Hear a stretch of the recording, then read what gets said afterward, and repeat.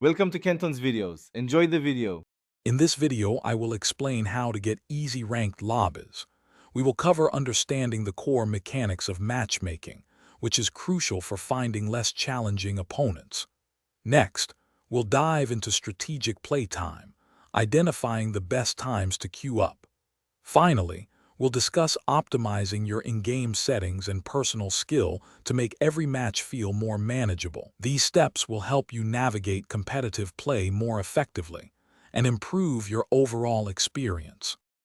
Understanding how matchmaking works is your first step.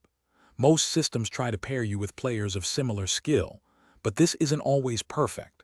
During off-peak hours, when fewer players are online, the system might broaden its search, potentially putting you in lobbies with a wider range of skill levels. Consistently performing well can also influence your perceived skill, so focus on solid gameplay rather than just wins. Your choice of playtime can dramatically affect lobby difficulty. Weekday mornings, for example, often see fewer players, which can result in more varied and potentially easier matches. Similarly, very late at night might also offer a different experience. Try to avoid peak evening hours, typically between 6 p.m. and 10 p.m., when the most competitive players are often online. Experiment with different times to find what works best for you.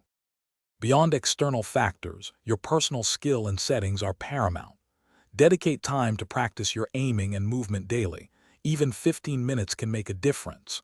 Fine-tune your in-game settings like sensitivity or controller dead zones to find what feels most comfortable and precise for you. A high refresh rate monitor, for instance, can provide a smoother visual experience, giving you a slight edge. Remember, clear team communication is also key to success. Thanks for watching. Consider subscribing if we helped you.